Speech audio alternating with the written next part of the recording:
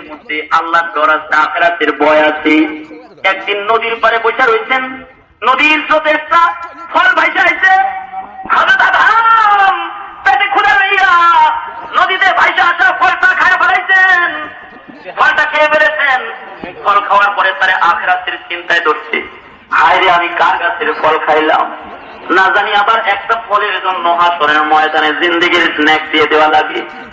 এবার এক ফলের ক্ষমা নেওয়ার জন্য হযরত আদম নদীর পাড় দিয়ে হাঁটতে আরম্ভ করেছি। হাঁটতে হাঁটতে মাইলের পর মাইল হাঁটতেছে। হাঁটতে হাঁটতে বহু দূর যায় দেখে একটা ফলের বাগান। বাগানের ফল ভর্তি গাছের ডালটা নদীর পানির উপরে ঝুলে রয়েছে। হযরত আদমের এটা দেখা বুঝতে আর বাকি রয় নাই, এই গাছের ফলটাই মনে হয় আমি খেয়ে ফেলেছি।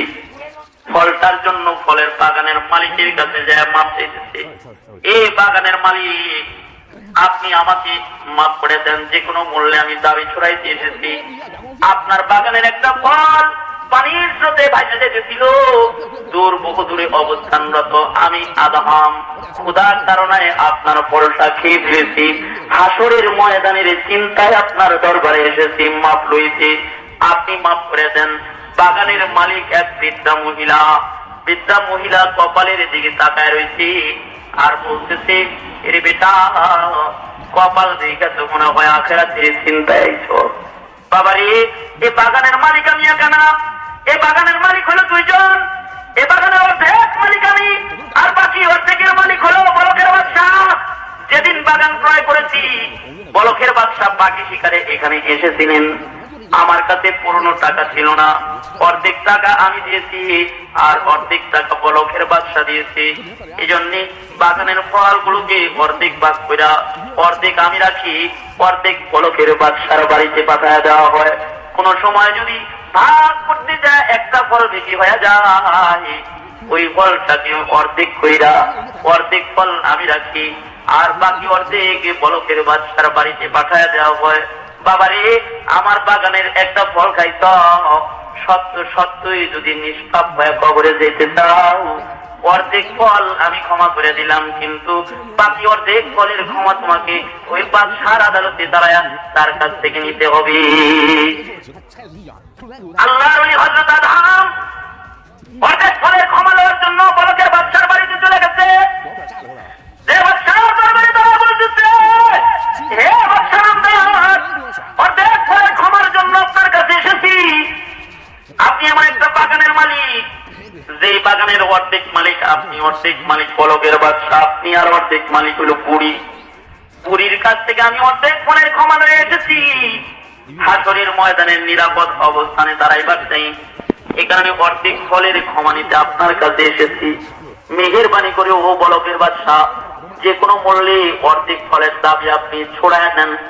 এই কথা বইলা হযরত আদম করদরের সামনে দাঁড়ায় রয়েছে।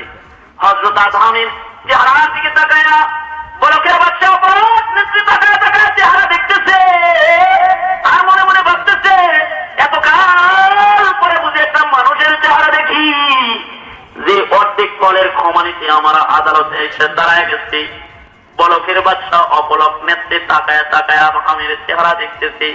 কিছু সময় পরে বলকের বাদশা নিজের বিবির কাছে চলে গেছে, যা বলতেছে, বিবি রে, আমার কন্যাটাকে বিয়ে করার জন্য কত মন্ত্রীর ছেলেরা প্রস্তাব নিয়ে আমার বাড়ির দরজায় আসলো, কিন্তু আমার কন্যা নাকি ইস্তেখারার নামাজ পড়া, সালাতুল ইস্তেখারা পড়া, ইস্তেখারা কইরা কইরা নাকি সে কার নাম শুনে মসজিদের ছেলেরা স্বামী হিসাবে সে পছন্দ করে না।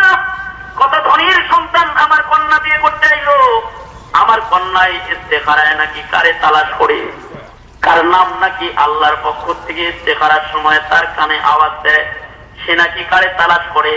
যত পাত্র আমার দরজায় আসলো সে কোনো পাত্রকে স্বামী হিসেবে পছন্দ করলো না। বিবি রে, আমার দরজায় আজকে কোনো মানুষ আমার মেয়ের বিয়ের প্রস্তাব নিয়ে আসে নাই, কিন্তু বিবি আজকে আমার দরজায় এমন একটা যুবক দাঁড়ায় রয়েছে, যে যুবক আমার কন্যা বিয়ে করতে আসে নাই, কিন্তু আমার কাছ থেকে অর্ধেক ফলের ক্ষমা নিতে চাইছে। বিবি রে, চেহারা দেখে মনে হয় এমন চেহারার মানুষ জাহান্নামে যাইতে পারে না রে। আর এমন মানুষের কাছে কন্যা দিলে পরে জান্নাতের তার করতে পারে রে বিবি। এ বিবি, নাম তার আধা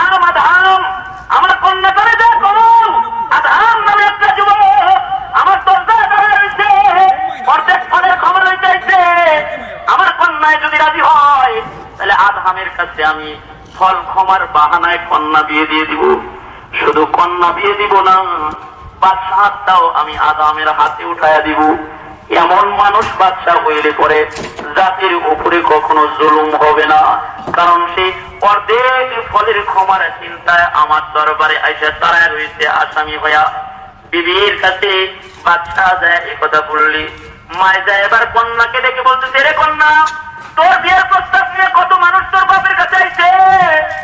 এ কন্যা, আজকে তোর বাবা দরজায় অর্ধেক ফলের ক্ষমার জন্য একটা যুবক দাঁড়ায় রয়েছে, যার নাম হলো আদহাম। মারে, আদহাম নামী ও যুবকটাকে তুই বিবাহ করতে রাজি কিনা তোর বাবা জিজ্ঞাসা করেছে। আদহাম নামটা শোনার সাথে সাথে বিবি লাফ দিয়া আদহাম নামটা শোনার সাথে সাথে কন্যায় দাঁড়ায় গেছে। তারা বলতেছে, মা, আমার আদহাম নাম বড় পরিচিত নাম, এ নাম তো ইস্তেখারার পরে কতবার আমার কানে দেওয়া হয়েছে। মারে, আমার মন কয় আমি যারে তালাশ করি আমার সেই বন্ধুটাই আমার দরজায় দাঁড়ায় রয়েছে। ও মা, আমি বিবাহে রাজি আছি, বাবাকে বলো আমি রাজি। এবার বাদশাহ বলে, আদহাম, অর্ধেক ফলের ক্ষমা দিতে পারি যদি তুমি আমার কন্যাটাকে বিয়ে করো।